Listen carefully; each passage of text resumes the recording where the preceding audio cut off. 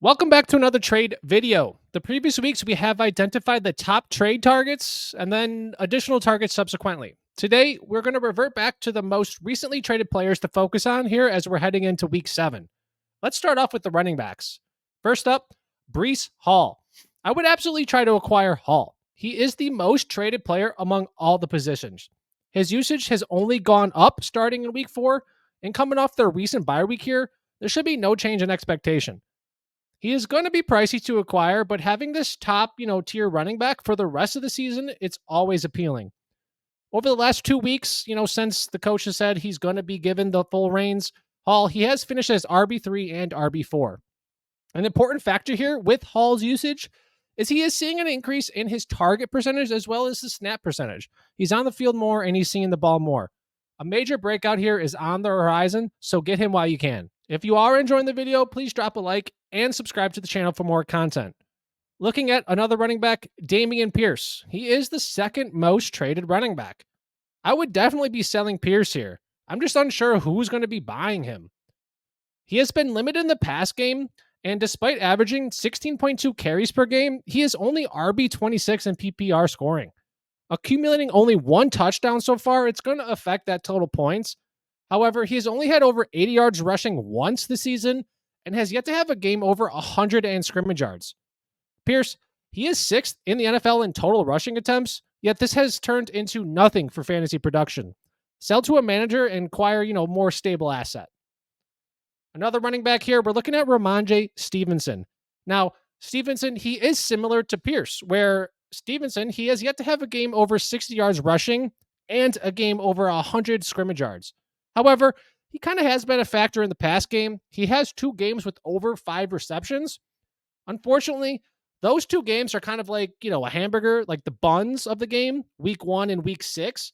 While that filling, the meat from week 2 to 5, he has only averaged 1.5 receptions per game.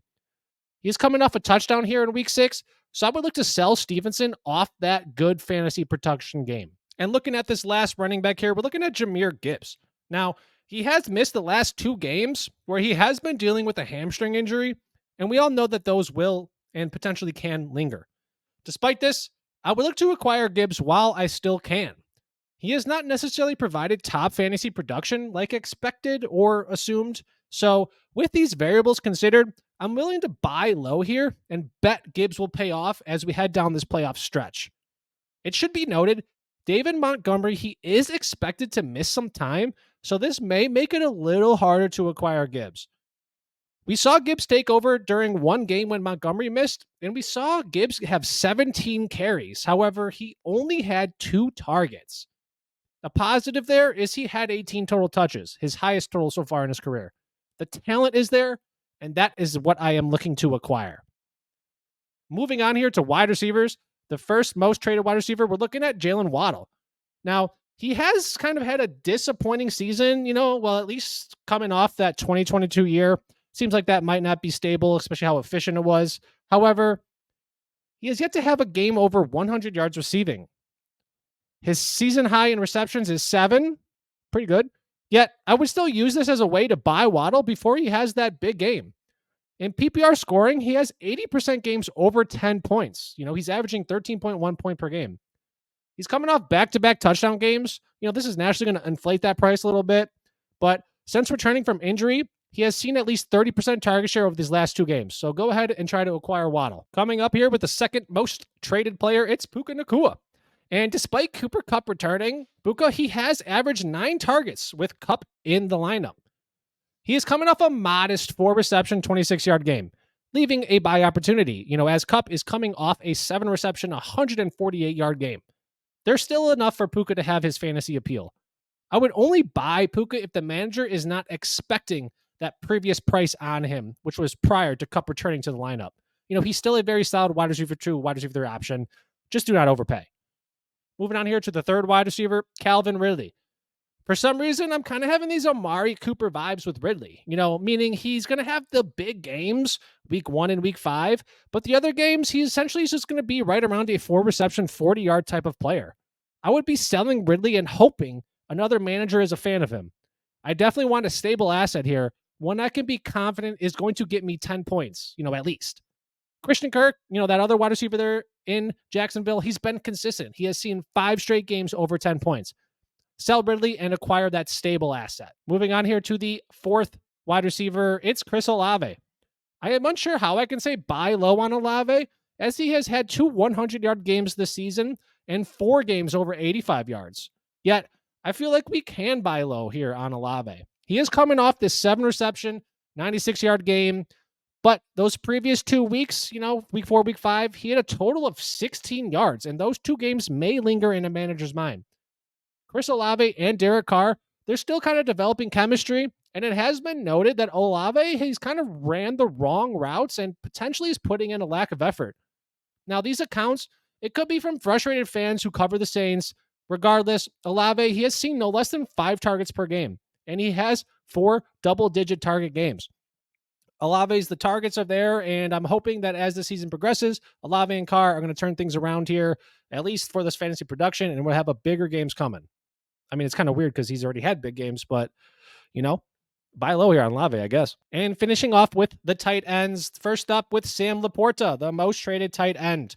It's going to be hard to buy LaPorta. However, if you can, I absolutely would. He is currently the tight end 2, and he has averaged 7 targets per game. Looking at tight ends, 3rd amongst tight ends in targets, 4th in receptions, 2nd in yards, tied for 1st in touchdowns. He's the epitome of a start and forget tight end, and this is exactly what I desire for my lineup. Really not much here can be said. We are well aware of what LaPorta is doing, especially as a rookie. Speaking of that start and forget tight end, Travis Kelce, the number 2 traded tight end. Despite this ankle sprain, Kelce, he's coming off a 9-reception and 124-yard game. Obviously, you should buy Kelce. He's one of those start and forget tight ends. He's the number 1 target on that Kansas City offense. It should be noted, Kelce, he may be affected by this ankle injury. He left the game, came back in, and we never know when that's going to result in some missed time or potentially limited action.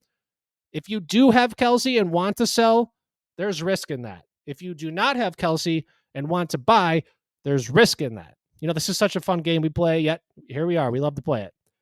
Anyways, so long as Kelce is playing, I'm confident that he's going to deliver. Go ahead and buy Kelce if you can. Coming up next, the 3rd most traded tight end is Mark Andrews. He is currently tight end 4, despite missing 1 game, and has averaged 16.7 points per game. Baltimore, we are adjusting here to this new offense, but he's still averaging 6.8 targets per game. I would absolutely acquire him if you can. An interesting note about this Baltimore offense is they have the 3rd fewest pass attempts per game. Now, we are only 6 games into the season. There's plenty of room for positive change to happen and those things to click for this offense. According to PFF, Mark Andrews leads tight ends with the most catches, 15 or more yards down the field. It's going to be exciting when this offense, hopefully comes around, and Andrews, he's going to be the beneficiary from it. If you can go ahead and get him, go ahead and get him. Finishing here with the last tight end, the 4th most traded, it is Kyle Pitts. Now, in this Pitts stream, it's been moving over the last 2 weeks. Over these last 2 weeks, 17 targets, 11 receptions.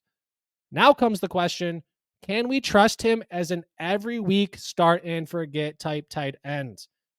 This is going to determine if he's a buy or a sell. When previously looking at the routes Pitts was running to begin this season, it's been noted that rehab knee, it just was not allowing him to make the cuts, desired for those routes. Now, it seems the Falcons, they have recently adjusted and they're giving him more simpler routes to run. It seems that this is paying off. So I may want to buy Pitts, especially if a manager is believing this 2-week run is not going to last. However, I understand not wanting to trade for him based on a 2-game recent sample size. There are bets we need to make, and sometimes we swing and hit a home run, and sometimes we swing and miss. It may be difficult to acquire a tight end like Kelce, someone who is producing at a level comparable to a top wide receiver. However, it may be easier to trade away Kelce for someone like Andrews and an additional asset to round out that team if you are decimated by injuries. Thank you for watching today's video, and if you did enjoy, please drop a like and subscribe to the channel for more fantasy content.